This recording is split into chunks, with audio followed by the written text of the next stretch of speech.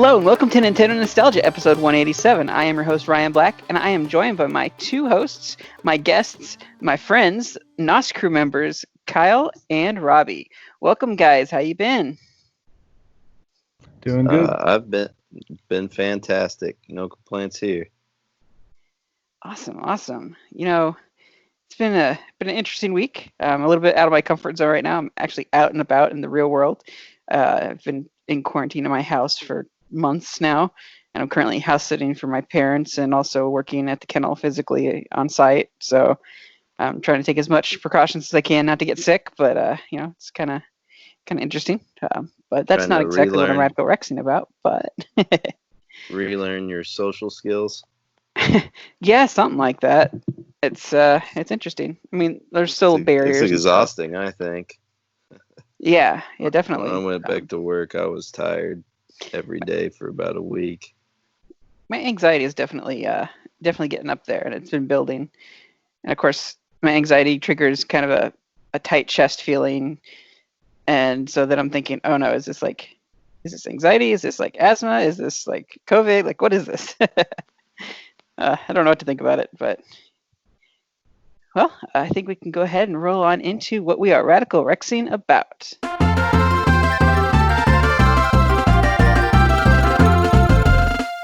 All right, let's go ahead and start off with Robbie. Robbie, what are you Radical Rexing about?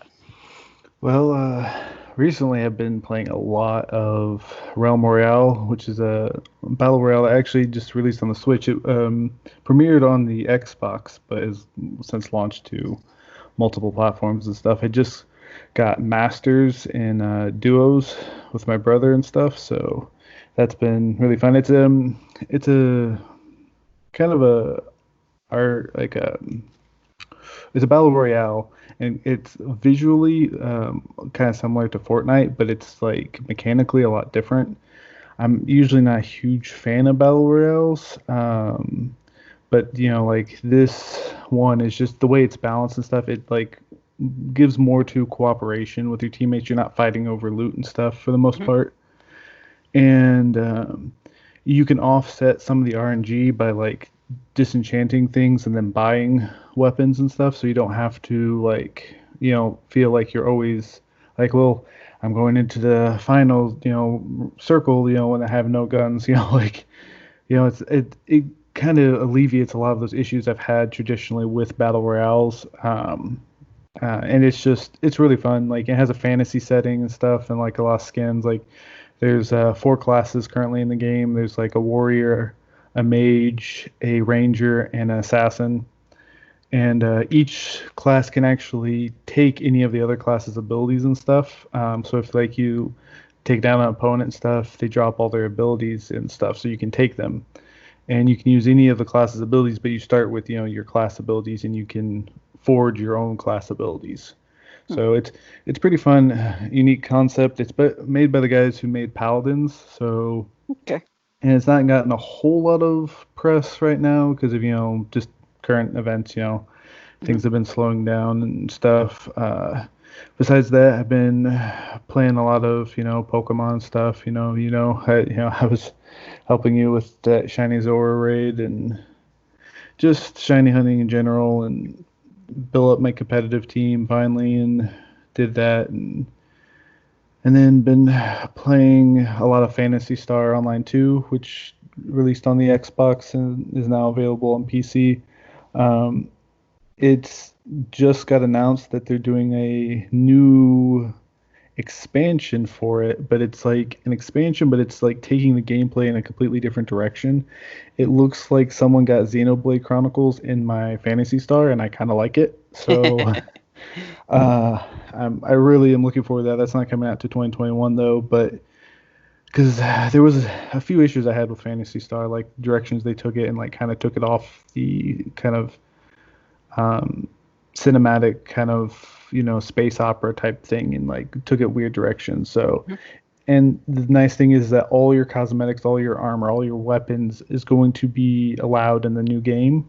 Like, they might be different. They might, you might not be able to equip some of the stuff because there's a new level up system and things, but it's really nice that, because they could have just made Phantasy Star 3, but this way it allows everyone to keep a lot of the stuff they've made over the years and stuff. And even though it only recently came out to the U.S., it's been out in Japan for 8 years. So, and you can play it on the Switch in the Japanese version, but right now it's still limited to the Xbox and PC platforms. So, and then the most thing I've been radical rexing about is since I've been on the podcast, I've I got engaged and stuff. So congratulations. Congratulations, man. Thank you. One of the ways I kind of introduced myself to my fiance was, through some of the podcast episodes I was on, and she loves Tales of Symphonia and Soul Calibur and stuff, and so it was really nice to share those things with her, and we got to hang out and go on a little bit of a vacation just before everything happened with lockdowns and stuff, so that was nice. Things were starting to lock down at that point, but we still were able to do enough stuff, and enjoy ourselves and stuff. So yeah, so it's, that's the thing I've been most, just this new step in life, and, just looking forward to that, and just been in prayer and things, and a lot of people praying for me right now. So it's been very nice. So awesome. Kyle? Mine's not near as exciting as that, but I just beat the Medieval remaster on PS4, which shout out to Jacob, made me question why there still isn't a Banjo remaster when they're gonna, PlayStation's out there remastering B tier PS1 games. We're still waiting on Banjo, but it was really cool. It still played exactly like a B-tier PS1 game with really nice graphics, and something felt good about it. I guess this is the nostalgia. Mm-hmm. Have you guys ever played that before? I've not. No. No, I've never played that one. I always get that mixed up with Carnival, like the arcade game. So I don't know why I always do. I vaguely remember that. It's kind of like a Banjo-esque game. You go through levels and collect stuff and unlock stuff and go to the next level. Isn't that the one with the skeleton on the cover or whatever? The skeleton he only has one eyeball and doesn't have his jaw. Yeah. Oh, yeah. I remember seeing that game. Crazy. Yeah, my brother played it when I was little, so I would watch him play it. So I think that's part of the nostalgia for me. So yeah, that's what I'm radical rexing about. Nice. I believe you just reached some critical success on the iOS shop, didn't you? Oh yeah, there's that too, I guess. Yeah. I launched some video game theme stickers because, believe it or not, there's not really any on the App Store. I mean, you can get ones that are geared like video game centric, right? Like there's some Mario ones and Pikachu, but they only cover stuff that's in Mario or Pikachu, and there's nothing that covers like everything. So I was like, well, I'm in my 30s and I have 30 plus years of gaming, so I can just funnel that all into a bunch of stickers. So that's what I did, and it peaked at, so far it's peaked at 8 on the App Store. That's awesome. Yeah, it's been fun. You're beating out Disney princesses, so that's saying something. Yeah, I was. I passed the Mario ones at one point too, and I think maybe even Pikachu. Dang. Or the Pokemon ones, but yeah, felt good for awesome. A day or two. They look really great too. Yeah, if you get a chance to check them out and you have an iOS device, Game Emojis is what it is. Yep. Game Emoji or Game Mojis. I think they come up under either one, and yeah, just a bunch of gaming emojis that are, some are puns and some are just kind of throwbacks to video games from the past 30 years. It's only 99 cents. I can't tell you how many times I've gone in and went to like Mario or the Pokemon Pixel stickers and went to share a reaction to something, and they didn't have the reaction that I wanted. And your game emojis definitely fit those things that I really want to go for, and post like, oh yeah, there's a sticker for that, and yours really scratches that itch. So I definitely love that. That's what I'm trying to do. I keep adding more, I add them for free, obviously, and just trying to cover all the grounds. Every time I'm texting one of you guys, and like something pops in my head, like I said something to Jacob the other day, and I replied with "just kidding." I was like, oh, I don't even have one of those yet, so I'll be adding that this week among some other ones. Needs an overly dramatic crying one. QQ more. Yeah, definitely. Awesome. Well, what have I been Radical Rexing about? Let's see. Sentinels of Freedom finally came to the Switch, and I got my code. I helped kickstart that. So it's pretty awesome. It's a strategy game set in the world of Sentinels of the Multiverse, or Sentinel Comics. So I'm enjoying that quite a bit. Graphically, it's a bit indie looking in the 3D space, but I really love the mechanics and just the overall aesthetic, and of course I love the world. So I'm excited to really get deep into the game. And I've also been playing Paper Mario. It's been quite fun with that. A good laugh, definitely. If you wanna just like roll, like the hilarity of it is amazing. I hear it's one of the funniest Nintendo games ever. Is this true? It's up there. I wouldn't be surprised. I've not made it super far into the game, but yeah, it's got me rolling a couple times already. They've done a fantastic job with that. So, yeah, I've been playing some Pokemon Go and Duel Links. A lot of phone game stuff right now. I need to get back to my Switch and dedicate time to it. Some kind of barrier that keeps me from playing my Switch consistently. And it has nothing to do with like streaming and things like that either. It's just, I don't know. Like, I'd rather pick up my phone and play something quickly. I can't explain it. It's easy, convenient. Yeah. Yeah. You can always play Pokemon while you poop, like we did in the 90s. Hashtag Switch poop. Hey, speaking of that, have you guys seen the analog pocket? I think it's called. Yeah, that's a pretty cool thing. Isn't it just play like everything? Well, if you don't get any of the $20 or $30 add-ons, it plays Game Boy, Game Boy Color, and Game Boy Advance. But you can get these adapters that'll play Game Gear and Atari Lynx. Oh wow! And I think I'm gonna get it. I'm gonna get it and the dock so I can play Game Boy games on TV. Yeah, that's pretty cool. It's like your Game Boy player for your GameCube or what have you. Yeah, exactly. Except I don't know if it'll look any different because I guess it would use HDMI, and the actual analog pocket is supposed to have a screen that's 10 times the original resolution. Yeah, it's got a nice screen on it. Yeah, I think that's what you're paying for the most, but the screen, yeah. But it does open up like easily being able to stream that content, and that's something that makes it worth right there. Picking that up just so you can actually play these old classic games. Alas, I can't play Kirby Tilt and Tumble. At least I don't think you can because it has to go on a dock. But you better believe I'll try to tilt the dock just to make it work. Could you not stream it from just the pocket? I don't know how you could do that unless you have like a special kit so you mod one of your Game Boy players or something.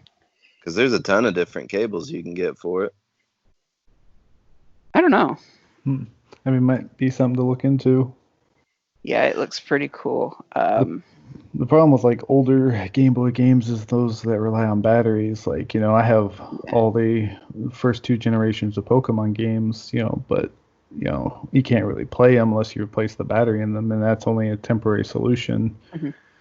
But like, third generation Pokemon games that don't necessarily need the battery, that's, that would be something, because it's kind of hard to stream those unless you have like a modded DS. Well, that's a lot how people do it, is get a modded DS and with the actual slot for the Game Boy Advance games. If I remember right, the DS didn't play original Game Boy though. Yeah, it doesn't. So you can only do it with the Game Boy Advance games. So going before that, like Game Boy Color, that'd be a challenge. Mm-hmm. So I don't know. It's definitely something to think about. And what was it called again? Analog Pocket. Analog Pocket. Yeah, pre-orders go up August 3rd, and then it's supposed to come out May 2021. So the wait's a little while, but probably be worth it. It's not bad though. Yeah, definitely be something to look into. Yeah, it's a sleek screen. Like, yeah. Yeah, Definitely. it's good. It's a good looking system. Another cool thing about it is its buttons are similar to the SNES, where it has the two concave and the two convex buttons. So that's really, really nice. And I'm kind of curious how the buttons feel, because the Game Boy Advance D-pad felt kind of gummy. And I'm kind of curious if it's more of the gummy feel of that, or if it's more of the tighter feel of the Game Boy Color, or if it's the clicky version of the Game Boy Advance SP. I imagine it's going to be really nice because they've done. They did an NES and an SNES, and I guess they were pretty awesome. I think that the NES was like $500 though. Wow. Dang. Wow. But yeah, that's the guy that made Rogue Squadron. I don't know how many members from Factor 5 it is, but it's guys from Factor 5 that own Analog. Oh, that's right. It had the ports for Atari Lynx and Neo Geo Pocket as well. Yep. Atari Lynx. I have a few Atari Lynx games. I might want to get Really? that adapter. Yeah. Yeah, I've got Atari Lynx, the system that took like 6 AAAs or double A's and lasted 30 minutes. Believe it or not, my old Nokia phone charger works for it. That's random. So that's how I power it. And I had like Bill and Ted's and Chip's Challenge and I can't remember what the other one was, but man, it's awesome that I could play it on this handheld. I don't know how how much of a monstrosity it'll look like with the adapter and everything sticking out of the top of it, but it is a thing. So yeah. Yeah, I was hoping I was gonna go to the adapters and it'd say Virtual Boy, but no. Like they had figured out some way to emulate Virtual Boy games in 2D. I wish that was a thing. Looks like it also has like a music studio in it too. Yeah, music, and I think you can make your own games too with it. That's really cool. You can make it give it that classic Game Boy Color green screen look, or Game Boy OG Game Boy look. Oh yeah, that's awesome. Yeah, definitely think it's worth it. I wonder what the pricing's going to be. It's $200. 200? That's still nice. And then $100 for the adapter, which sucks. Man, that's so tempting. Oh, it's a beautiful thing. Well, do I buy that or do I buy a Switch again? Yeah, really. I want to start streaming again. Start streaming. Speaking of playing on the Game Boy Advance and what have you, let's go ahead and get into the topic this week. We are going to be covering Final Fantasy Crystal Chronicles for the Gamecube.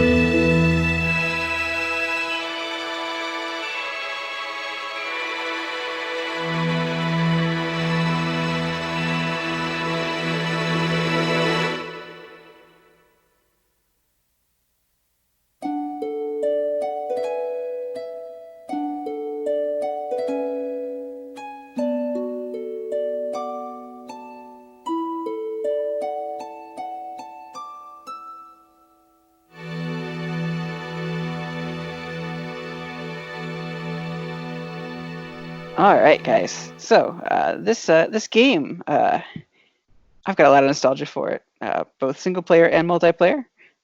It released on February 9th, 2004. I believe this was a day one pickup for me.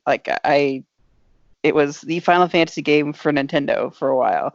Like that was how you got to play. Final Fantasy finally returns to a Nintendo system, and it wasn't like some kind of port of some other game for Game Boy Advance or anything like that. No, it was a full, beautiful graphic game, the likes of which no one had ever seen. Yes, it looks a bit chibi in a way. It wasn't like amazing graphical like Final Fantasy X or anything like that. But it was our own for those who are stuck with Nintendo and all the years, and they finally got a chance to play this game. And it was an action RPG, not like the turn-based stuff. And I want to say this was probably Jacob's first Final Fantasy that he ever played. So that's all he had to base anything on was played Final Fantasy Crystal Chronicles. Man, so what was some of your first memories, Kyle?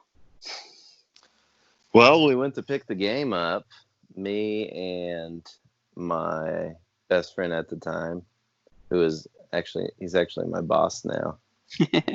But yeah, we had talked his dad into going and getting the game, or taking us to pick up the game, and we're just stoked, man, because we're both massive Final Fantasy fans, and we'd been talking about it for probably months.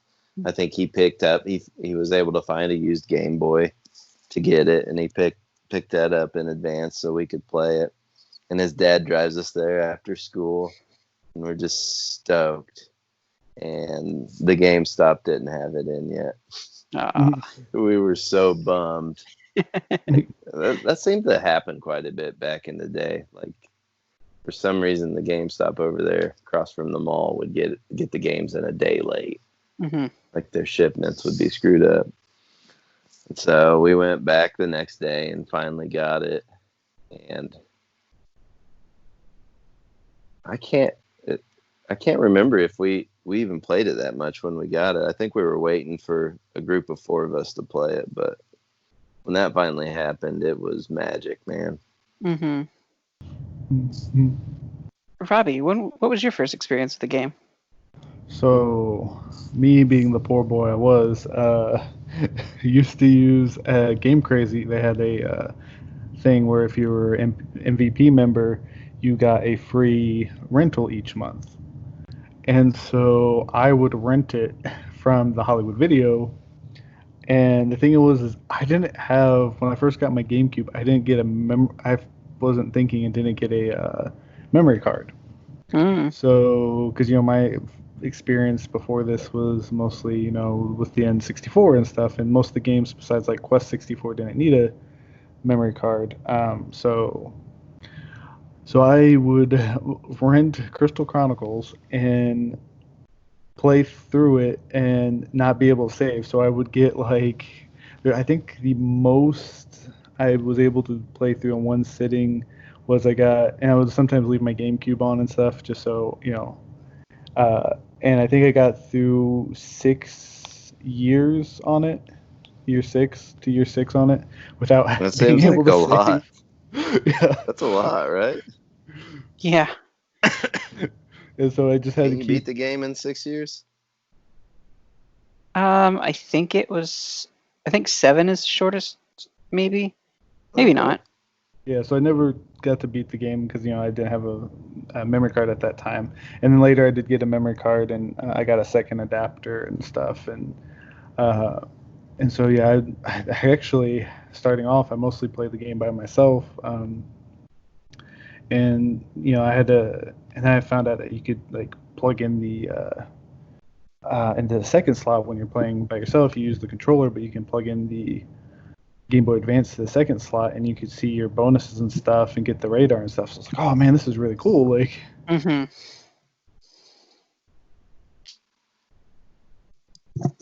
So yeah, that's like my first experience with it. Then of course, me and you got together later, and we got up to 4 people, and when my brother was in college a few years back, I think we had 3 people playing it at once too, and that was like the first time because we hadn't.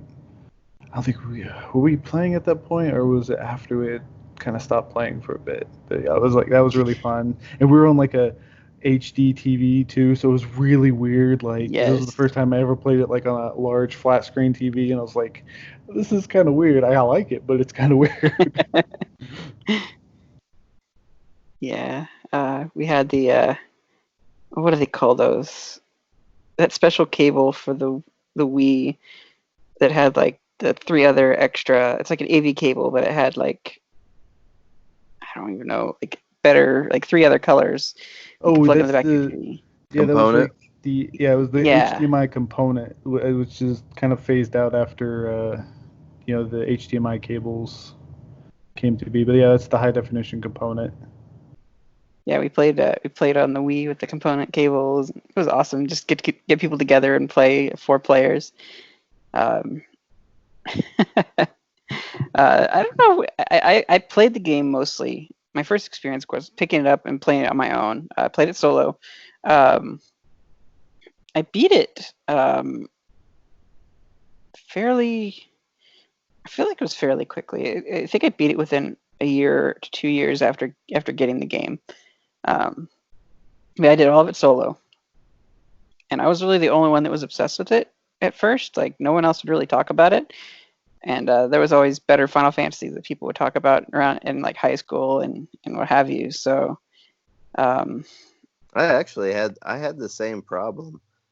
So there was roughly 5 of us that first started playing it, but then after that, after we had gotten together a couple times, they all checked out for me and one other friend, and that was it. Which kind of sucks after you play it 4-player. You're like, man, I want to keep playing it 4-player, but Oh yeah. didn't work out that way. Mhm. Yeah, I did eventually get the game. It was, I think, the second game I got on the GameCube after Tales of Symphonia. Mhm. And then I think Coliseum was the third game. I believe it was that order.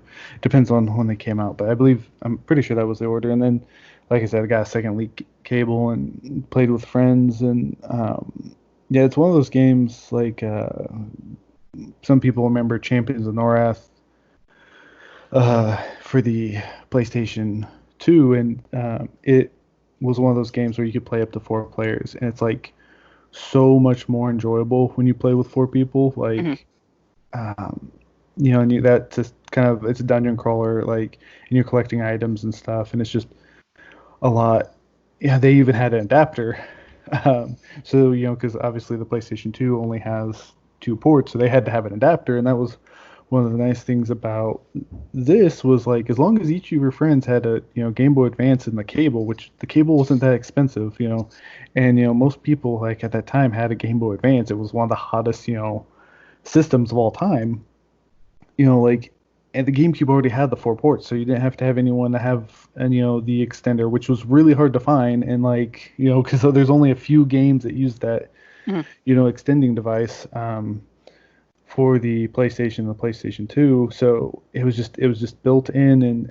But the thing is, yeah, it's like it was we talk about how hard it is nowadays, when we become adults to get people together for things and stuff, but that was one of the things, was like trying to get people together to play Crystal Chronicles was sometimes like pulling teeth. Yeah. Even if all people enjoyed the game, it was just like because it is kind of a massive investment, and you have to coordinate things and stuff. So, Yeah. Oh yeah, I can think of like 2 or 3 times that we had it all planned out, and then people started dropping, and then we're just like, oh, we had to cancel this time because we don't have enough players to really get into it. So, had something scheduled. Maybe why the couch co-op thing isn't a thing anymore for it, right? Yeah, going forward, with the remaster, they're not going to have that couch co-op ability, but also that's trade-off means that you can connect with anybody across 4 different types of devices, cell phones, PS4 and Switch. Interesting, it's not on Xbox, but I don't think it has that market anyway. From what I heard, like they dropped the couch co-op because of just development issues and with everything going on in the world right now. So the thing is like it could be something necessarily implemented later, but it Yeah. might not even have the co-op built into it, because this might be like a upscaling of like the mobile version, which wouldn't have the co-op to begin with. Mhm. So that'd be unfortunate. But if it is truly in just a remastering, like just an upscaling of the original, like we all shared the meme, when it was first announced, because it actually been announced for a while now. Um, of being able to use the GameCube adapters for, because there's no reason why we shouldn't be able to. Like, if it's still the same code, it should be able to recognize it and stuff, Yeah. and that would be amazing. But I don't know. I would at least, I was okay if that wasn't the case, because that was just, a fever dream or a pipe dream for the most part. But the just just not, because that's really integral. I know it was like it's that double-edged sword of Crystal Chronicles, though. It's like it's so much enjoyable with the couch co-op variety, Mhm. that kind of play style. But at the same time, like we've talked about, it's like it's hard to get people together to do that. It's like, it's almost easier to get together like a D&D campaign, for Mhm. people than it is, to do this, for Crystal Chronicles. So like, I don't know, like part of me is just like concerned that there's so much a move away from that in modern gaming, but the other part recognizes the logistical reasons why that Mhm. is. And right now with social distance and everything, it's a welcome thing. I mean, it's like we don't really need that because we're not meeting together in each other's houses regularly and stuff like that. If you're following, being really careful about COVID, and so like that's okay, But at the same time, like it would have been nice to keep that around and have it. Yeah. Hmm. I don't know. You know, there's some changes that they're making in the remastered version, but I'm really excited to see um, what they do with that because this original game was such a masterpiece. Let's highlight the other thing that made this game great, not just like multiplayer, but also like the soundtrack to this game was Oh, superb. it's one of the best, I think. Yeah, it is just it is so gorgeous. Like If definitely like you, invokes emotions. oh yeah, if you type in Crystal Chronicles to YouTube search, like, because I did this earlier today, just doing a little bit of research, most of the things that will come up aren't reviews and stuff like you'll get for other games or playthroughs and stuff. It's all the music. Yeah. It's just almost all the music. It's like that's a testament to how good the music is to the game. Like if you search a game and you're not, you're getting the music first and foremost, then it has really good music. Um, it's one of those things where like I'm caught between which version of the song I like better. There's an American version and then there's a Japanese version of the opening song with lyrics, and I love both versions. And it's so cool that both of those are available on the internet to listen to because I can't remember if even the American version was present anywhere outside of like the game. It's really hard to track down. I guess there was a promotional CD that came out. If you were in UK and you pre-ordered it, you could get the Japanese and the American version of the Akaze no Ne uh, title track or the main track. Um, but just the sounds of this, it has a very Celtic, Celtic, yeah. Mhm. Irish, medieval, like all of that, like instrumental music sound. It's just so good. It's dreamy. You know what's strange is I've looked up that artist or the composer that did Mhm. the soundtrack, and she's done like hardly anything. Hmm. In the Yeah, I video game don't world get or it. just in general? Yeah, in the video game world, I think she still works at Square Enix, but like she did this and maybe one other Crystal Chronicles game, and that's it, Wow. which is a real shame. That's crazy, but sometimes I don't know, like that happens in the gaming industry. Sometimes it's like, that they grab someone with a particular talent, like here, throw them at this, project, or they might present something, like the music in this game is so unique, and I fear that because it wasn't the like bestseller they thought it was going to be, they shied away from that because the little bit of more effort it takes to make good music like this should be done more. It's like like the whole, like talking about the positive parts of this game, like what makes it so good is the atmosphere to the game. Like it is just the music adds to that and stuff, and just like and when you're by yourself, there's a little bit, it's a change. It's like it's nice being with people because it helps and it kind of fits within the story, but being there by yourself too, like just changes, like even though the music remains the same, it almost has a tinge more of loneliness to it, like as you're playing through, and it's just so atmospheric and it's just so just goes with it. Like too much nowadays, like if you're in a medieval setting, you don't necessarily have that kind of music like what you should have, and it just adds another layer to the game. And and not to necessarily spoil anything, for the game, even though it's been out for a while, but there are definitely going to be people who come to the remake as their first time, or the remastering as their first time with the game, because of the reasons we explained before about how having the peripherals and stuff definitely probably kept a few people out of the game. But the game has a lot of tone shifts in it too, and one of the greatest tone shifts, and it's not like jarring tone shifts, they are like surprising, but they're done really well. And like one of them is like you may find out what happens when an adventuring party doesn't succeed in their mission, and just the diametric change from like all this hopefulness and to just the opposite, like, and it's just so done well, like that that a lot of people don't complain that even though there is a story to the game, it's not you have to go out and seek it and you have to do those things, but it can tell a story just by the moods and just the settings and stuff, and that is like really good. Like that's how if you need words to necessarily tell your story using a visual medium, then you might not necessarily be telling your story right.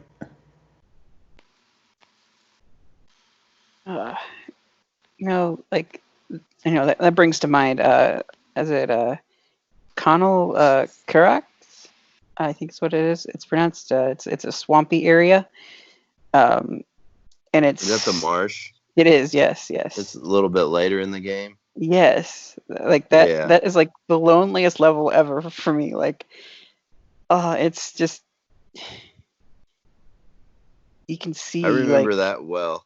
What the barren wasteland looks like, where people haven't touched it. Except for they're trying to progress through the area and trying to build these wooden bridges to get to as far as they can across these marshes. And it's a very lonely place and very dark place.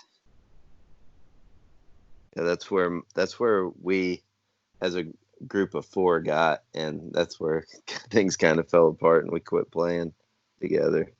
So I remember that level pretty well. I feel like there's like these little dragon guys, or lizards or something that pop up. You don't see them popping up, and they'll attack you. Oh man, the name of them was on the tip of my tongue, and now it's gone. I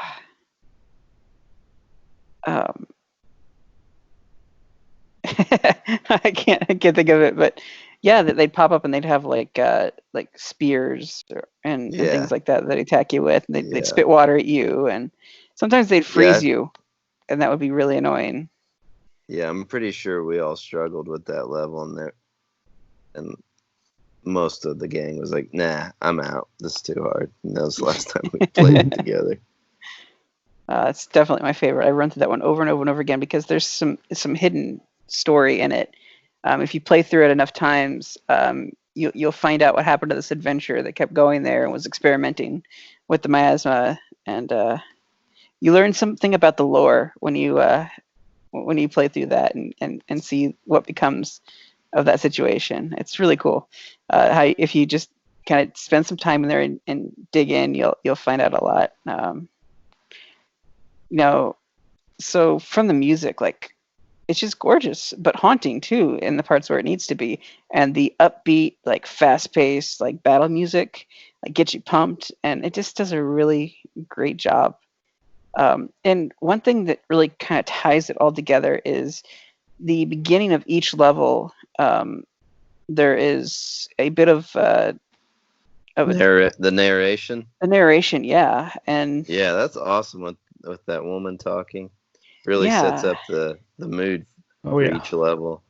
I think they changed the voice actor or actress in the new one, and I don't think it quite sounds the same. It's going to take some adjusting, but man, is it a beautiful like mix in the original.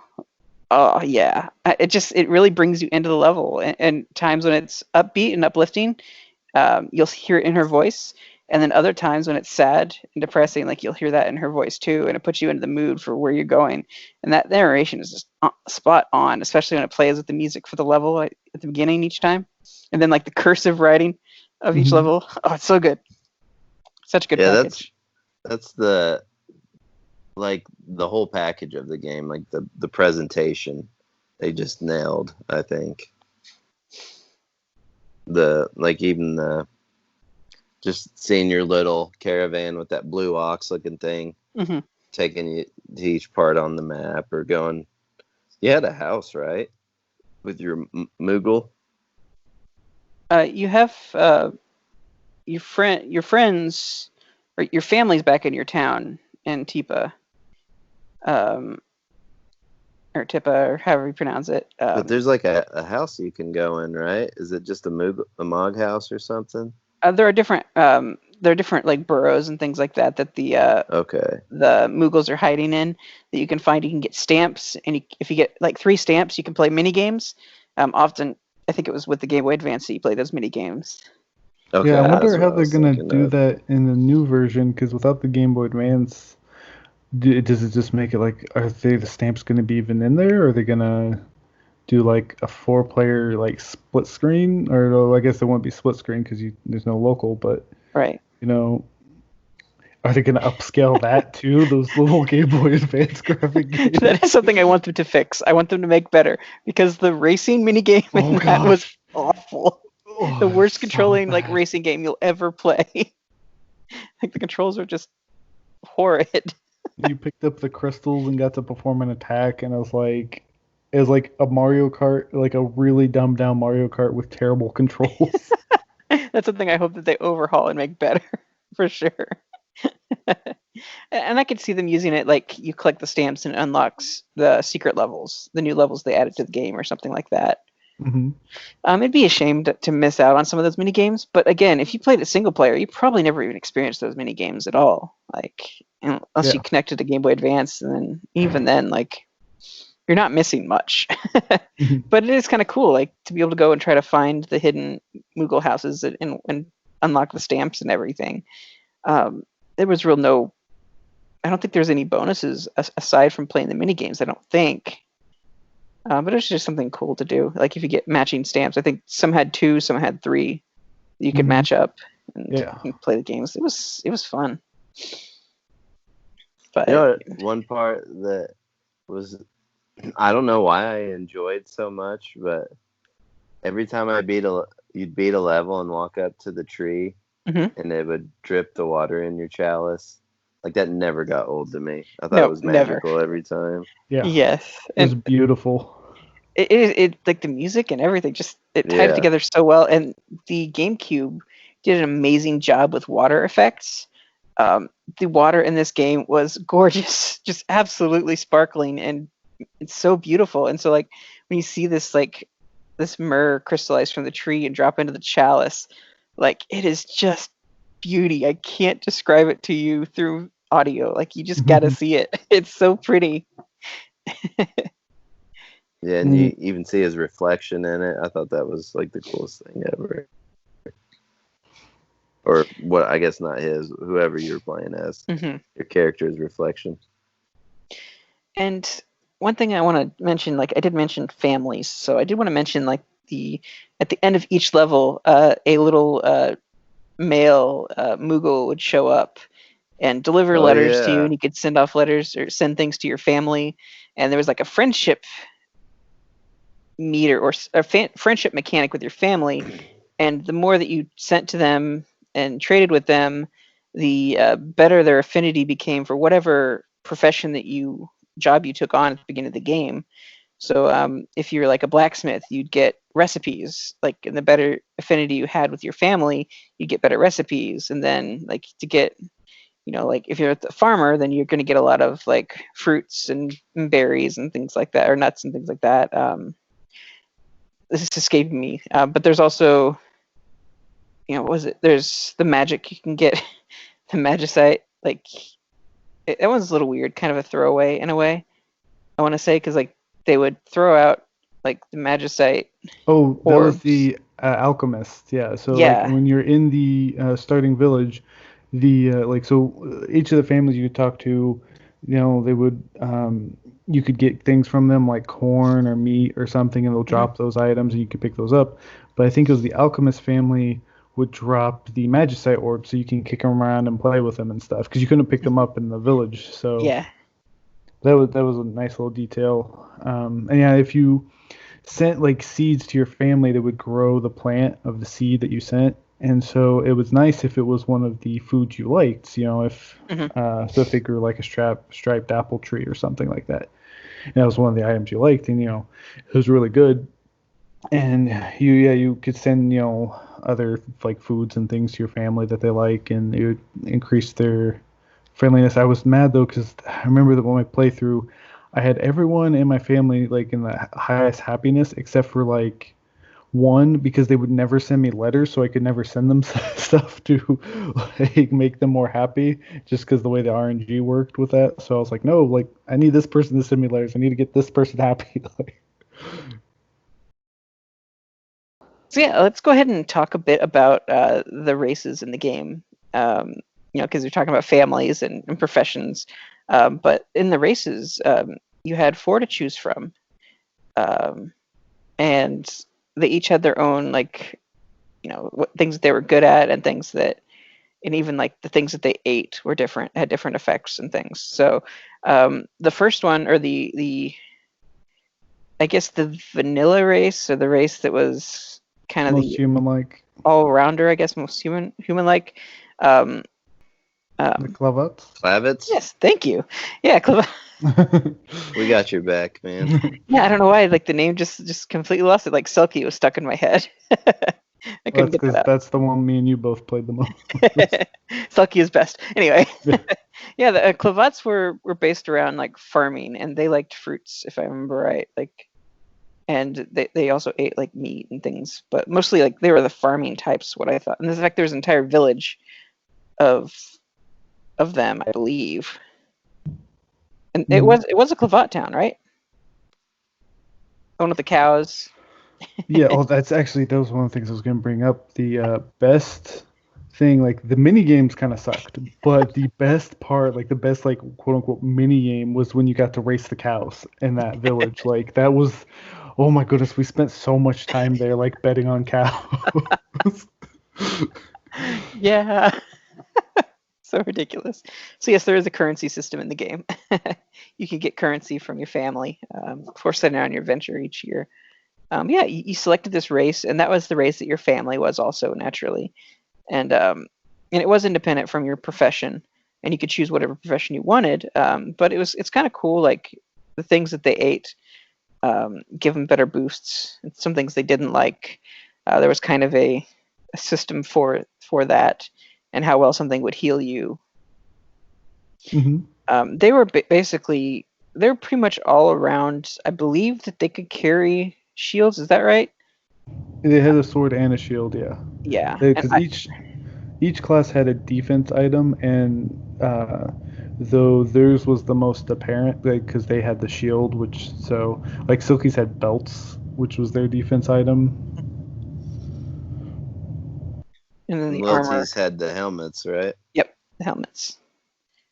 And then, Uke said, I want to say, no, their helmet was a part of them.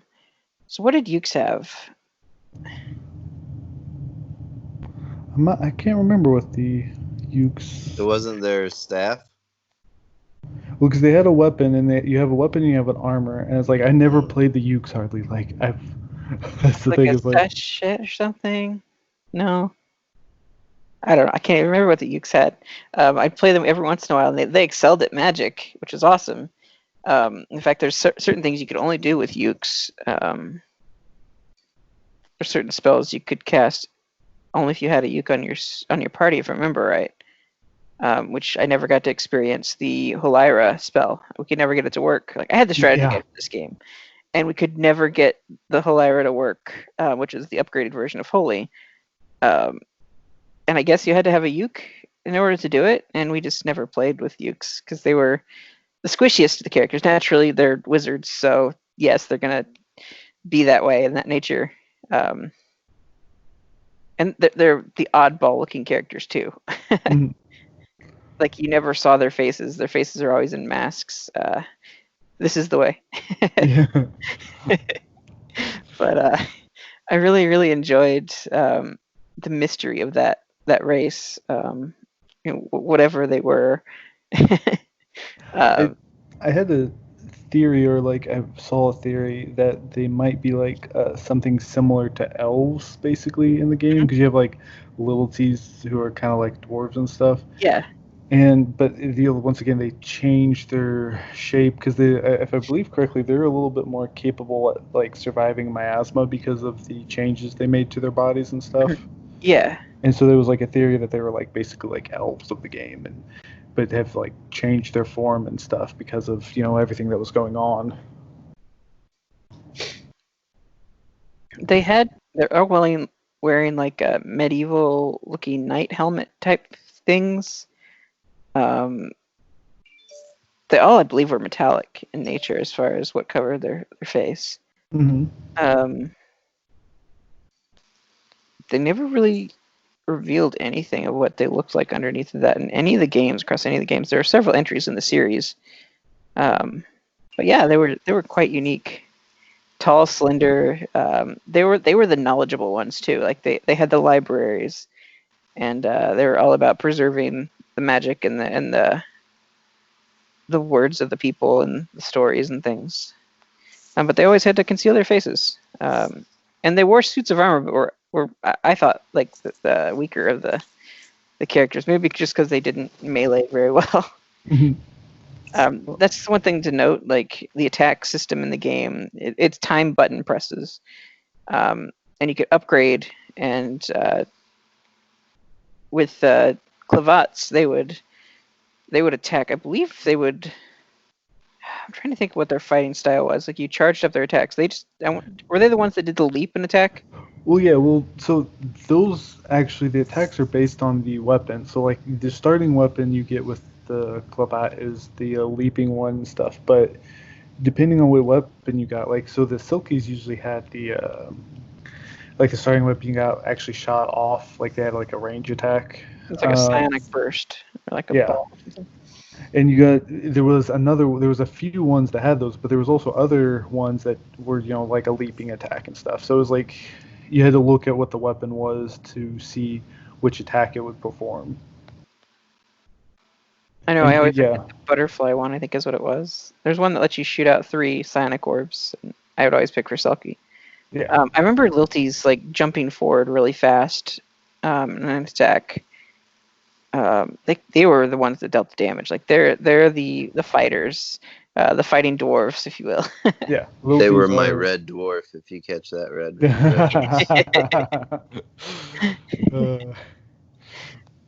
But yeah, they did the most attack, and they were they were just strong. Like they look kind of plant-like in a way. I could see that almost. They have almost little onion heads, with the little sprouts and stuff. Yeah. Maybe they were based on the Onion Knight. And yeah, they were warlike in the history of the game. Yeah. They were all about conquering in a lot of ways. They had a great and mighty kingdom.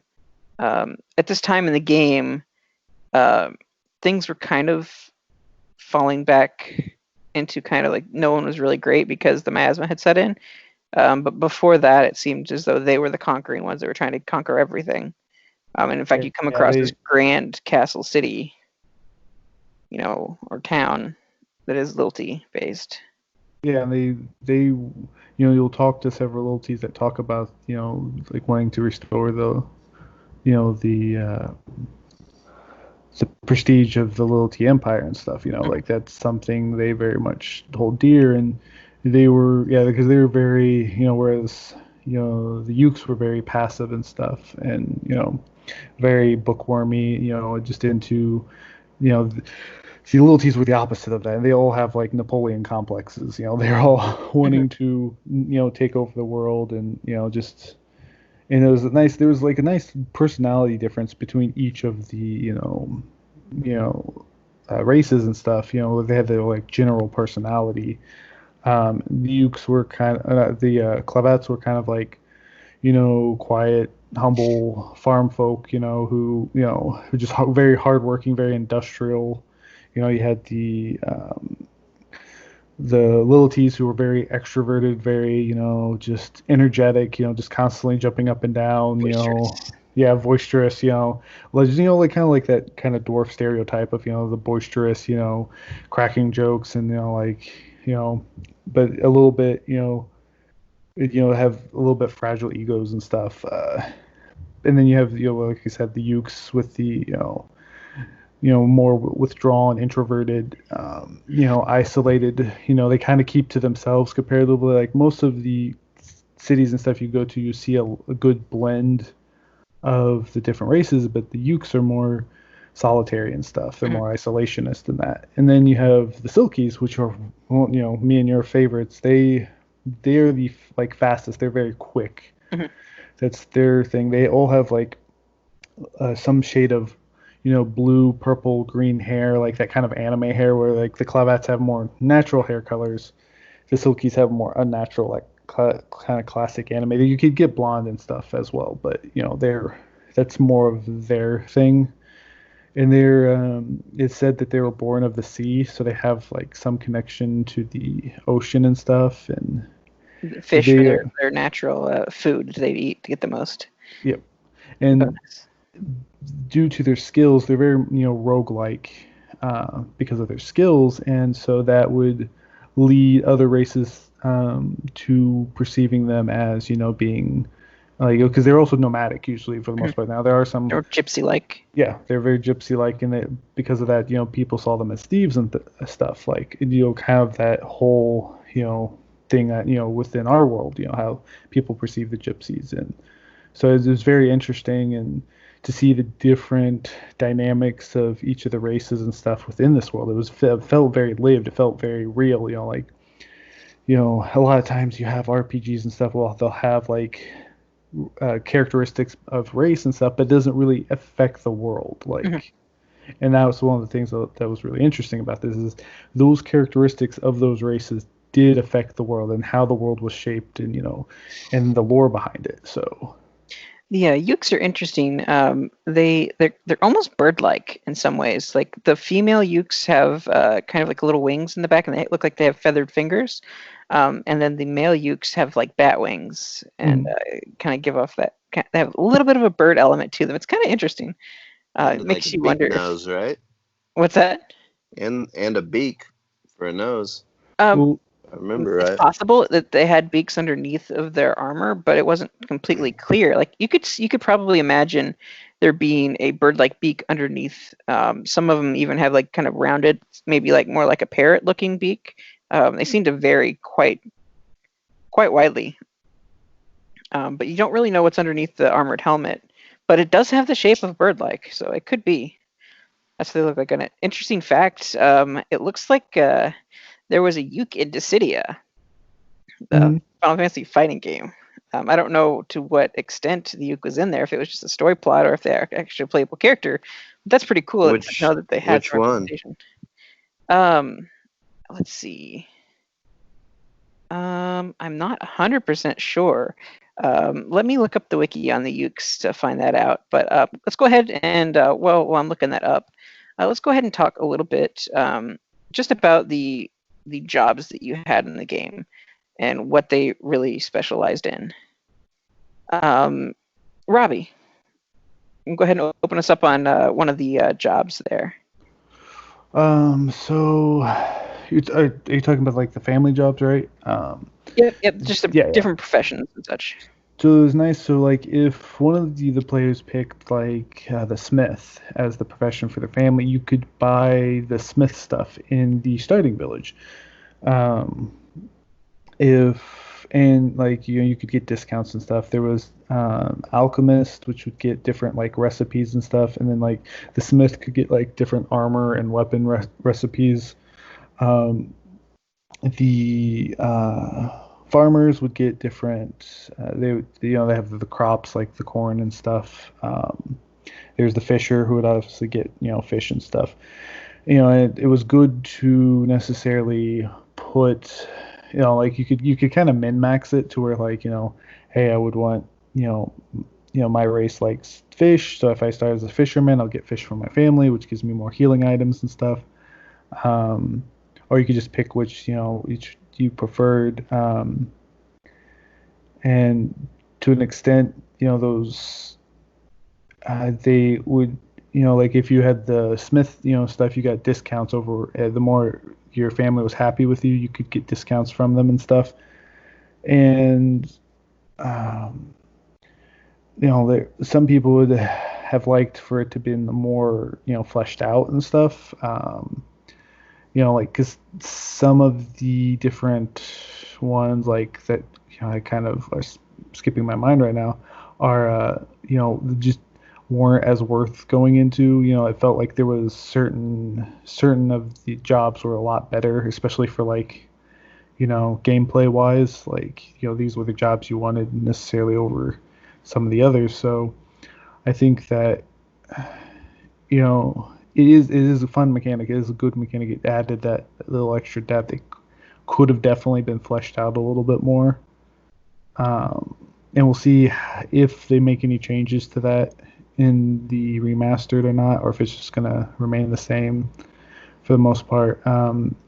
It'd be interesting if they did a little bit more with it, or made it a little bit more consistent, or like maybe the ones that people usually didn't tend to pick, if they made them a little bit better, gave them a little bit something more to make people want to actually pick them over the the ones that everyone would go for.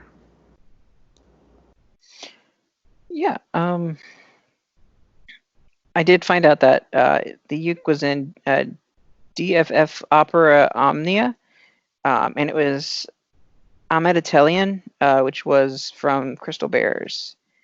It was an event that they had. What's opera? Is that the The Arrival of a Uke was the event. Is that the DS one or 3DS one? That was like a music game? No, that wasn't it. Dissidia is the fighting game. What's opera? It looks like it was a phone app. Oh, okay. It looks like. They're the phone app version? Yeah.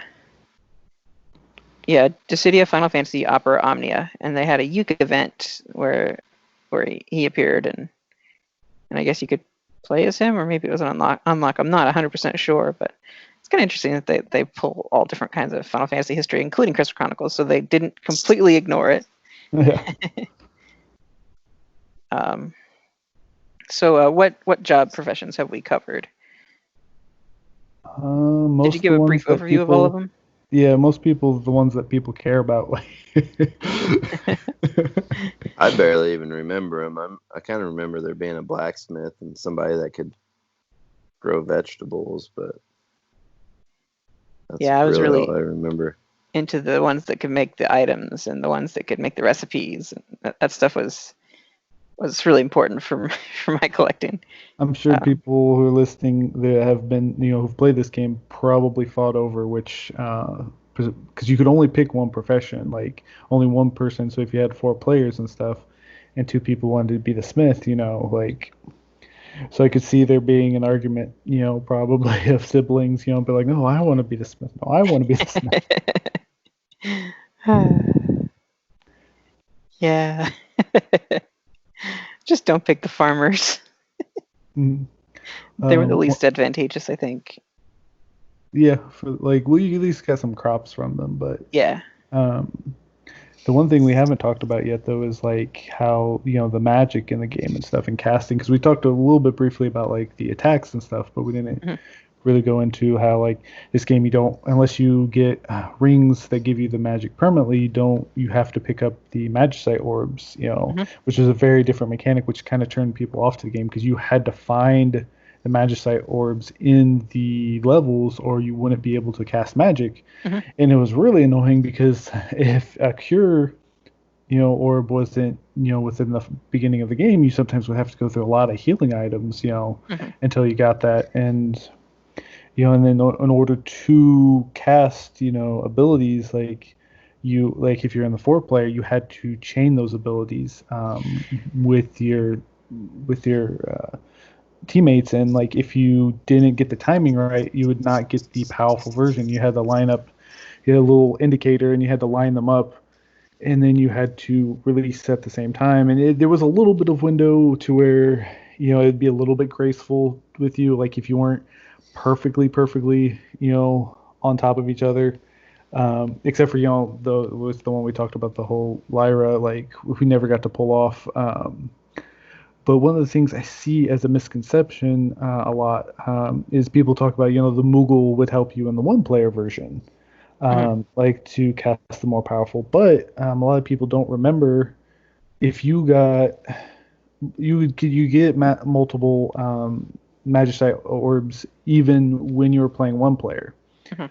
And so if you line those up in your inventory together, then you could cast the more powerful magic by yourself. And I've noticed like several things they were talking like, they either didn't remember it or did not know that you could do that. And so Mhm.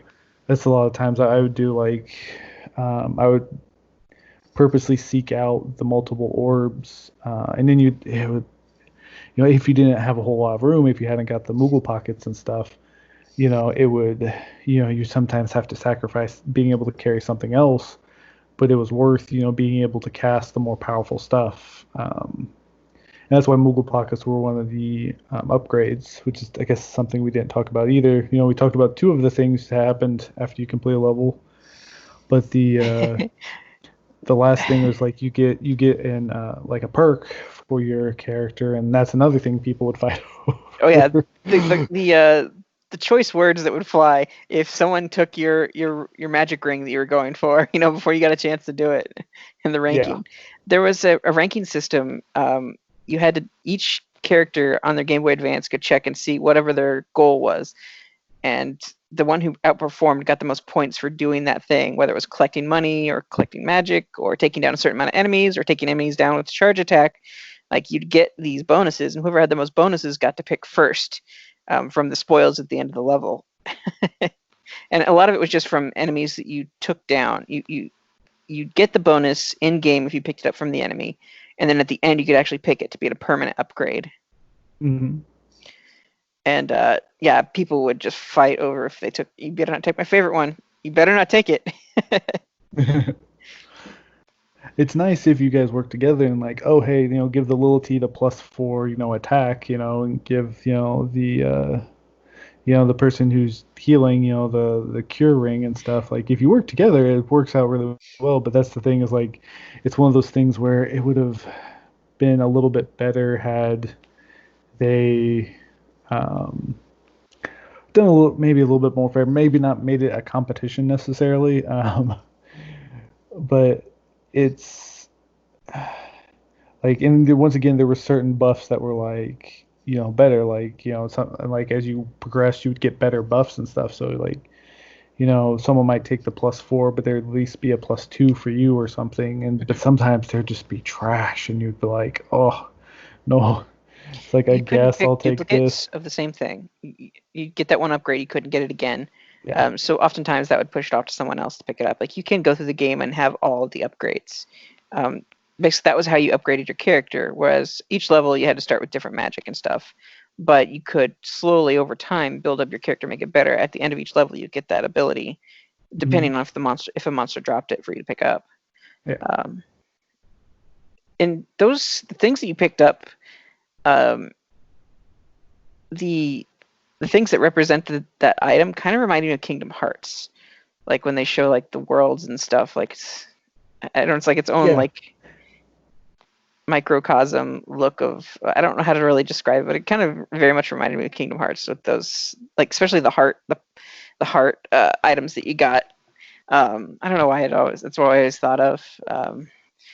Yeah, you could expand your magic power, I believe, and your strength, and of course the hearts in the pockets for inventory and hearts and things. I can see what you mean by that, because they're very stylized, like the little images they have that represent each of the perks and things. So yeah, I can very much see that. One of the other things though that I noticed that doesn't get talked about a lot is the different radars you could have. Each person could have a different radar. When you're playing multiple player, like like one person can have an enemy radar, will show all the enemies, and one person could have the map. So like you have to sometimes work together, like, oh hey, there's an enemy over here, oh hey, we need to go this way. And there was another item. There's an item locator. Yeah. And there was one that actually showed the weakness of enemies, and that might have been the enemy one, but I know that you could find out what they're weak, the magic they're weak to. Yeah, which was super helpful, like, because this is, we had the internet necessarily, but this was before really, or just at the birth of like, FAQs and stuff. So if someone, like didn't have the strategy guide like you did, like they couldn't necessarily easily look up, what these things were weak to. And and it's not like a chart like, Pokemon, where you can just like figure it out. It's like, and sometimes the things were surprising, what they would necessarily be weak to. The wind worm thing, and I think was weak to ice randomly. Like it was used electric and what have you. And then I want to say antlion in the desert was weak to fire, I want to say. Of course, then the ghost dragon was weak to holy and Halira, which was a hard spell to use. But you could drop a Phoenix Down plume on him, like if you were able to cast that. Yeah, I completely forgot that was a thing. That's something to bring up, though, is the slots that you had. You had to cycle between your slots of what thing you were going to use or cast or what have you. You'd hit the shoulder button to cycle through which one you wanted to cast. So you could cast a quote-unquote cast a Phoenix Down on a fallen ally, like you would like using a life spell or something like that. There was a clear spell as well. There was life, clear, cure, the fire, electric, ice. Was there another one? Was there another element or item? No, that was all right. That was the ice one. No, I don't think there was particularly a poison spell. No, there wasn't. You had to combine them, didn't you? Because you could combine. Poison. You could combine for gravity. I remember using gravity a lot, and then holy was a combination. Oh, what was that one? There was one you could use. I want to say clear didn't really combine with anything, but there was something else you could do. I'm trying to remember like the spell combinations as well.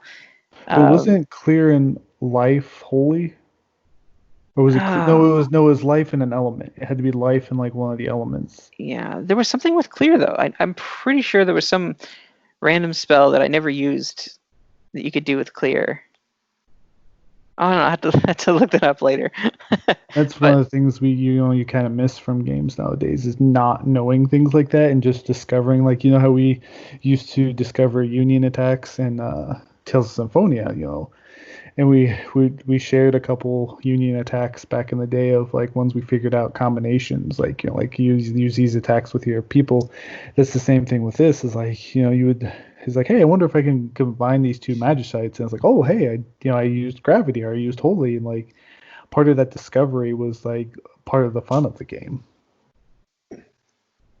Each of them had their own tiers that you could combine. I guess apparently you could use 2 clears to make a clear guy. It was all status negativities against all party members. That's kind of cool. It seems like probably a whole screen thing. Oh, that's right. There was time magics. You had gravity, but then you had like slow and haste, Mm-hmm. and I think no, there was no stop. Oh, there was a stop. Yes. Wow, stop required a lot. Well, it was life, fire, blizzard, or basically life in 2 different elements to pull off that, which does stop on an enemy. Lyra apparently took 2 life spells and some element, and it was only available to multiplayer. It's probably why we never pulled it off. Yeah.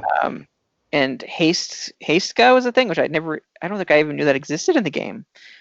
But you can increase the speed of all allies by using a life plus a cure plus a cure plus a cure. So 3 cures and a life to pull off a Staga. Dang. No, we never pulled that off ever.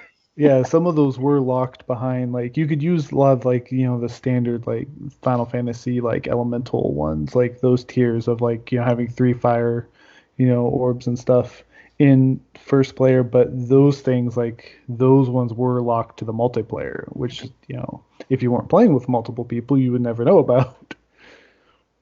And apparently there's a Graviga that used all 3 elements to create a big giant gravity well. It pulled everything down to the ground. Nice. That's pretty cool. And some of those like were like timing based, like to like if you hit it like perfectly, like you would get. So like if 2 of you use just like the fire instead of getting just the 1 upgrade, if you timed it perfectly, you would sometimes get the 3rd upgrade, which was really nice. So like it encouraged having good timing and placing your circles perfectly and stuff. Because you had access to Curaga and full life if you did the timing just right. Life plus life fully revives a KO'd party member, whereas if you just use life, it brings them with basically their minimum amount of HP instead of with all their hearts filled. Yeah. So I think it's like 3 hearts is your minimum or something like that. Mm-hmm. Oh my goodness, and we haven't really talked about it, but like if someone dies, they just walk around as a ghost, like with you. You could like jump up and wave, like, hey, heal me. I felt like that was the worst punishment. I feel like you could push things around though, even in your ghost state. I think I remember pushing around a Magicite or something. But even then, like, it's kind of cool to be that little ghost walking around.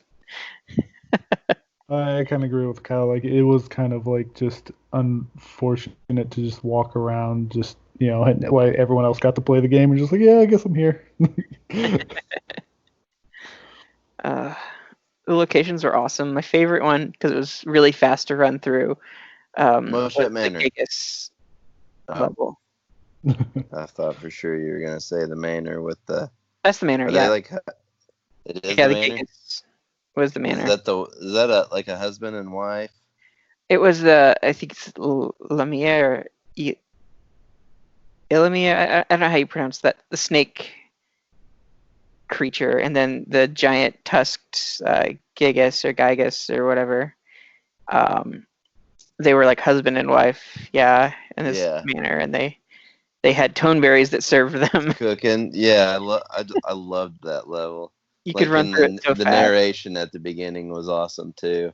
I think that was my favorite narration for the whole game. You could actually defeat one of them before the other came out. It was kind of interesting, the dynamic there. Like, they were really hard if they were together, but if you took one of them out before the other, or just take, there was that kind of like a husband and wife dynamic, but you could kind of mitigate that by taking out certain ones first. And, there's an order to where you had to clear out the rooms or go to the different places and take out the toneberries. Basically, the whole idea of that one was that, like, they're chefs. And if you take out all their chefs, like, he comes out and wonders why he hasn't been served food yet. He's really upset. Couldn't the toneberries still like one-shot you as a reference to like the old Final Fantasy games? Yes, they're really slow, but if they hit you, you're gone. Yeah. Yeah, definitely. Doink. But that was really cool too. They had a lot of those whiskered like jaguar things. Aren't they called like corals or something like that? Something like that. Yeah, I can't remember I always thought exactly. those were cool. They were. There's. Well, I don't want to spoil the one town, but there's a cool town it had like a metal golem in it you had to fight, and it was resistant. I want to say it was resistant to most attacks. You had to use magic to be effective against it, I want to say.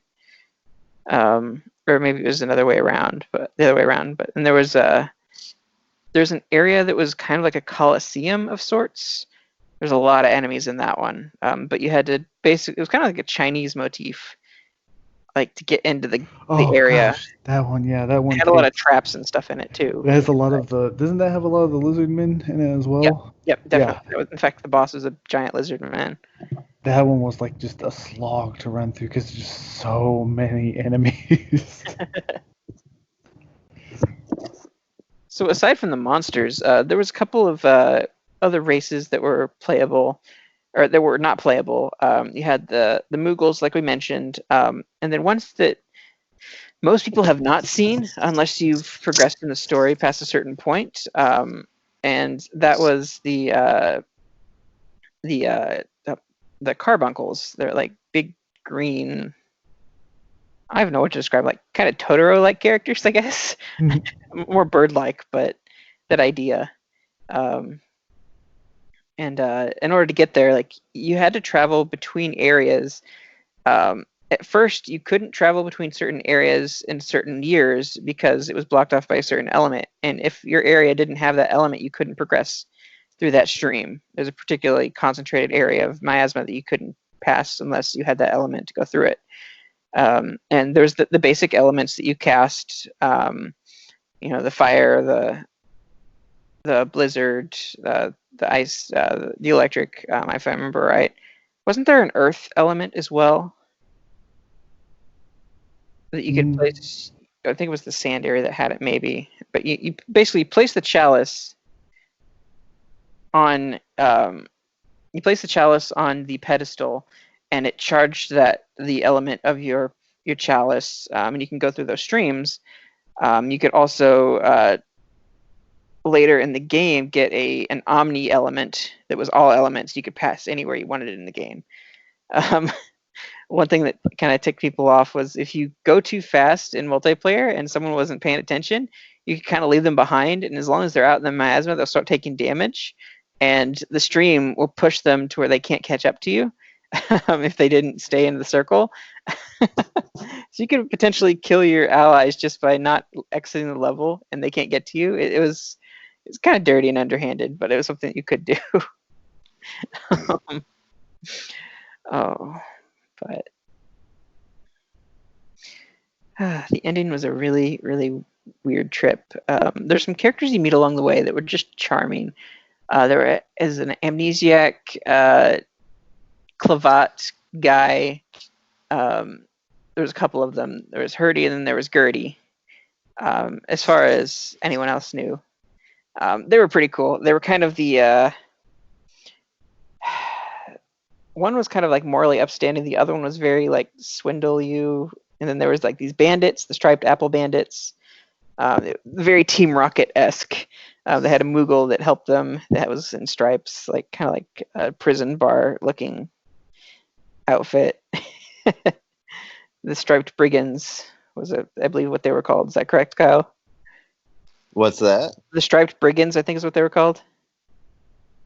Oh, I can't remember that. I do remember the bandits though. Yeah. I always thought that, like, kind of like with the tree and the filling up your chalice. I always thought, getting stopped by the bandits was always cool. There was a black knight that was always trying to attack this invisible force. Like, he looked kind of crazy, but he didn't seem to have memories of anything. And you could explore that story as you progress through the game. It was pretty cool. And again, like these letters that you got throughout the playthroughs, basically they're random encounters that you have as you go to different parts on the map. that weren't levels, like different like junction points. You had a chance to trigger an event, like you meet up with another caravan and do an exchange, talk with them, or what have you. But there's certain key story points that you hit based on how many memories you've collected, that help you get enough clues to progress in the game, get the secret element, and then go to the new areas that were unlocked by getting those types of things. And you also found, like, on the map each year, not only did the elements change in the areas, but also like water levels and stuff would recede. There's one year where like the river kind of dries up and you can't take the boat to get to, there's a volcano area you can go to. Of course, there's the desert island, and all these things that you can't really access once the water is drained. But the water is pretty cool. That's one thing about the GameCube. It's just so gorgeous was that water effect. And like I said, and traveling on the boat to get to the volcano island, where you actually got to fight one of the Iron Giant's famous enemies in Final Fantasy. That was one of the bosses. In fact, you have an enemy that one of the goblin enemies, walks around with a giant knife, carrying it to the boss. And if you take him out, then the Iron Giant won't get that giant knife. So it's kind of cool, little thing like that. Yeah, just the shifting like each year with the elements, and then that water mechanic, where it was quite mind blowing when I got to the year when like the whole beautiful river was just like bone dry. Like you couldn't do anything with it. I don't think you could still cross it necessarily, but you just couldn't go anywhere that year. You were kind of confined to that one side or the other. That was kind of a cool element, honestly. There was a go ahead. Oh, I was gonna say, wasn't there a celebration at the end of every year too? Yep, and they cover all of your memories that year. There's like a big music, and all your family and everybody is celebrating and dancing and playing music. Yeah, that was always real neat. Definitely. It was a good time. There was a level that was kind of an Aztec temple-like place. A lot of ghosts and stuff there. Was that the one where you had to collect all the stuff on the outside before you could get on the inside? Yes, yeah. That was one of the harder levels in the game. There's still a lot of secrets that were really hard to get to. Now, I mentioned briefly the desert. I didn't say much about what was in the desert, other than the antlion, of course. You had many of the enemies that you saw in Final Fantasy.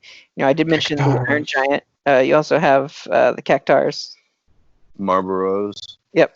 One of the bosses, and I think the boss in the second level you come to is the Marlboro. Was that the mushroom level? Yep. Yeah. That mushroom forest area, and then the first level was a giant crab. It was really cool the detail they put into that crab, because it had like weapons and stuff stuck into its giant like claw or like shield or armor. It was really cool to see that, and like it would like scrape its other claw against it to generate electricity, like with the metal and everything. That was a really cool element and everything. But it would also use time magic. If you get hit by its bubble that it spits out and it kind of tracks you, if you get hit by it, you get slowed, and that made things for a longer fight a lot of times if you didn't avoid that. And did it help that on that first boss that the ads were really quick? So if you got slowed, the ads you can normally dodge became very much a nuisance. So yeah. And like the mushroom force, you had to run cure. You had to pick up that cure orb because it was so not fun fighting that boss without cure. Yeah, and even clear helped a lot too to remove the status effect. That's what I meant. That's what I meant. Clear. Yeah. Yeah.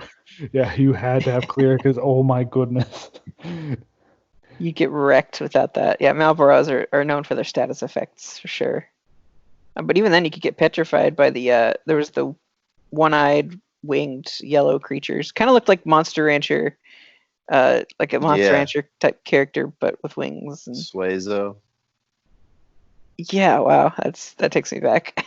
Kind of reminded me of those enemies. Let's see what other classic Final Fantasy characters were in there.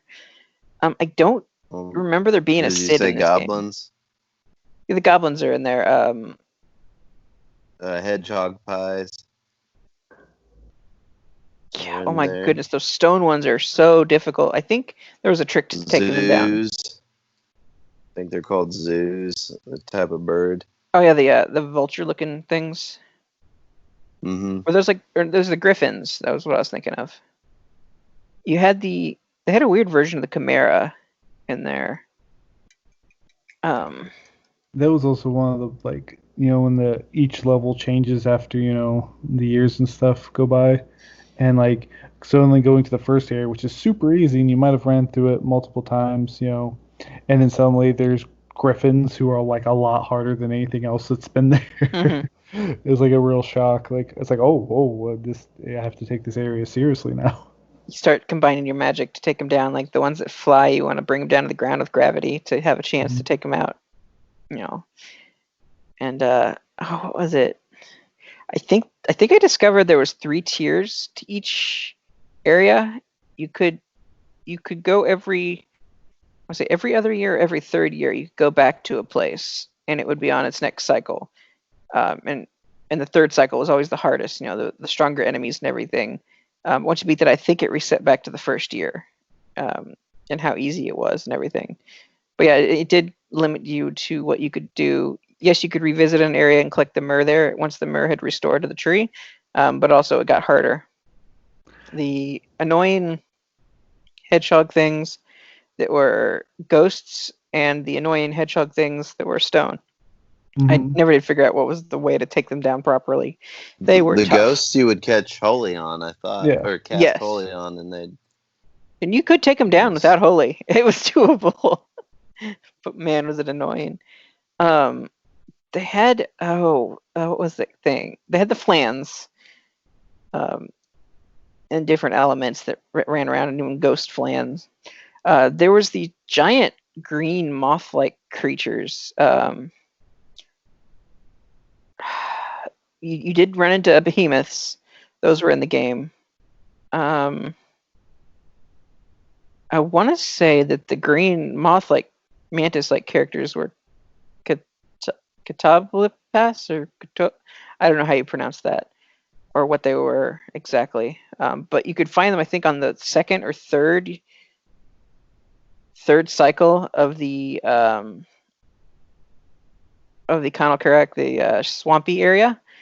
I don't think I ever saw those enemies anywhere else in the game. I don't think there's anything else that was like weird or any enemies that were modifications of previous enemies. A lot of the character models from this game were taken straight from Final Fantasy IX. A lot of the enemies and stuff were that type of enemy from that game. Like that was the model they took from. Oh, really? I did not know that. Must be like I like the style so much of them.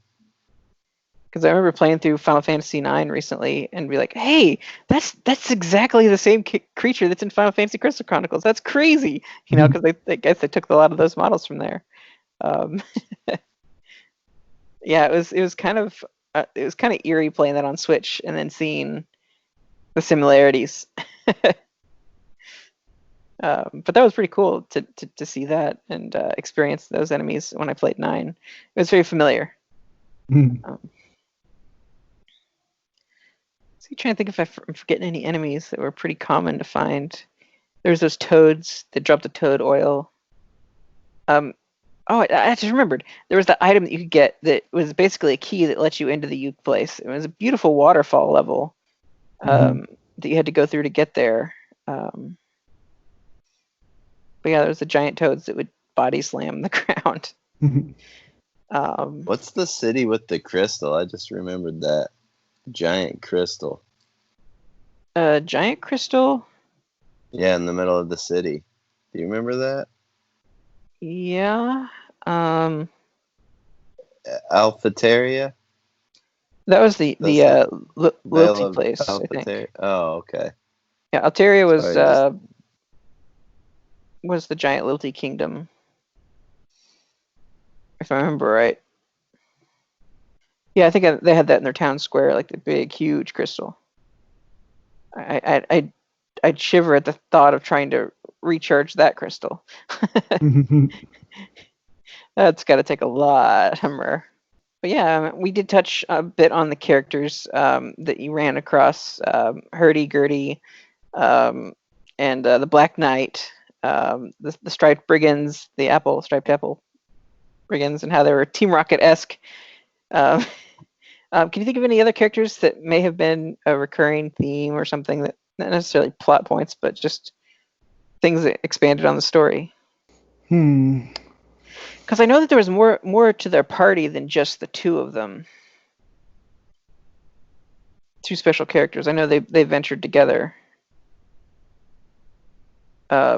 Basically, through the game, each entry that when you come across another caravan, you create memories. And those memories you use, the more memories that you collect each year, the more strength that you get, I guess, in the final battle. And it's a really cool element. Basically, the more you play it, and the more experiences that you have, the better you'll do at the end. And you find out like why this land is like it is, and why it's plagued by all the evil and the monsters and everything. It's really cool how they wrapped it all up into a nice, neat little package. Mm-hmm. And pretty soon we're going to be experiencing the remastered version. Let's go ahead and talk about that a little bit. It is going to be cross-platform and also cross-saves, so you could play it on your phone and switch over to the Switch or PS4 or Android, iPhone, and just you can pass it all off and play right from where you left off on the other game system. There's a light version. You get access to, I think, 4 levels or so, something like that. But if you connect to someone that has the full version, you can get the full version of the game and play with them. I wonder how they're going to do that, though, necessarily, because so with a lot of those cross-platform games, you have to sign in to like either a third party or like with Minecraft, which is cross-platform, you have to sign in with your Microsoft account. So Square Enix has their own account. They've had it for a long time, so I'm thinking that's probably how they'll do it. Well, that makes sense. Yeah. But they even have like a rewards program or something if you sign up. But it's really cool to be able to play this, and the entry has never been more like, there's no couch co-op, but available on all these devices, and being able to play with your friends wirelessly online, pick up where you left off. Free version, one person has to own the game, any console, any phone, minus Xbox, of course, and then you can actually just connect with anybody else and play with them, and only one person had to shell out, I don't know, $50, $60, however much the game is, and everyone else can play. And so that's great. Like, you don't have to go out and buy a Game Boy Advance and a link cable and find a GameCube or Wii that played, this still has a good disk drive in it. You can just kind of play anywhere and play for free and really experience the game. And that's a really cool thing, especially like I'm excited to get into it and play with friends. Because it was pulling teeth getting people together, but now that you have so many people that can just jump in from anywhere, I think it's going to make this game really sing. Mm-hmm. One thing I think it's going to cost, though, is graphics. Some of those videos that I saw, especially the PlayStation running on the PlayStation 4, that water did not look pretty, and I was upset by that. Yeah, that once again concerns me if they actually took the source engine and stuff and just upscaled like the things, or if this is like the mobile version and not upscaling of like a mobile version of the game or something. It doesn't have those unique elements that were on the GameCube. So I won't complain too much, though, just because I've played Ring of Fate, Echoes of Time, things like that, the DS game. And they had one on Wii that was basically a straight port of the DS game, but they put it on a big screen.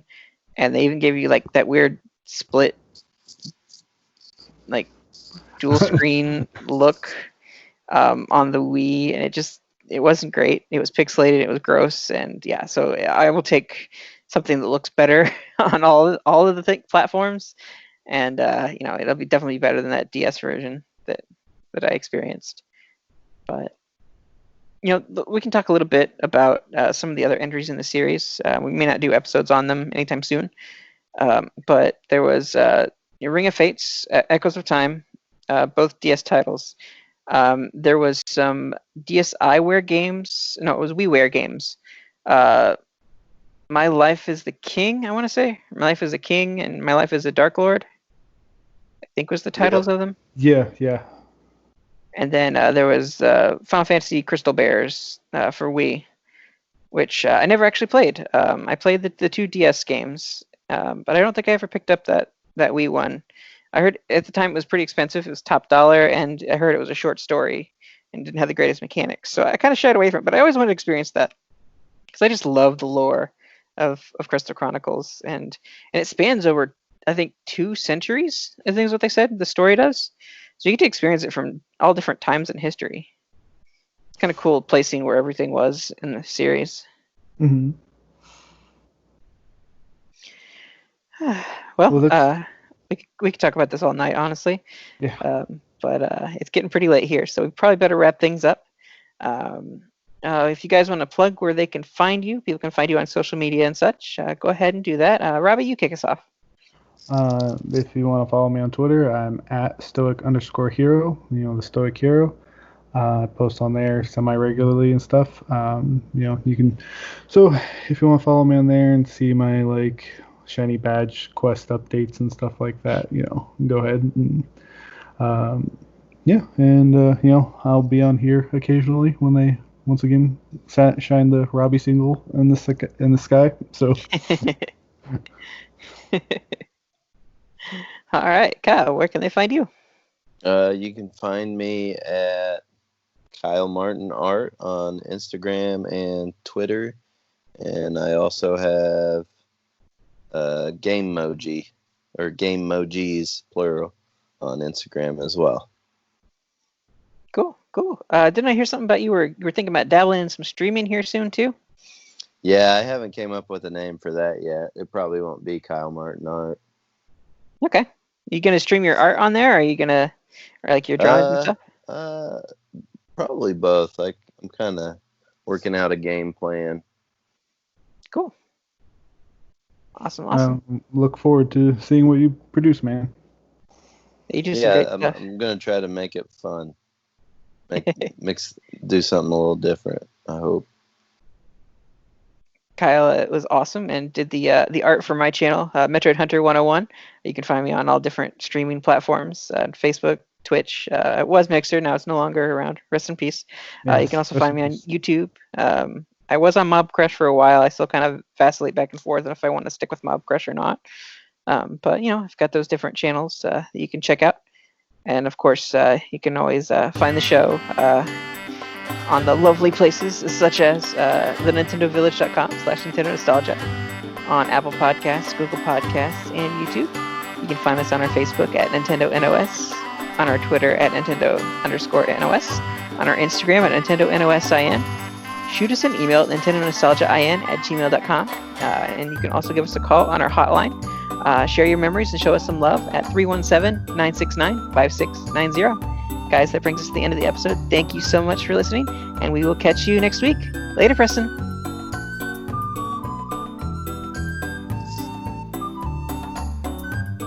No one else is going to say goodbye? I guess not. All right. Later.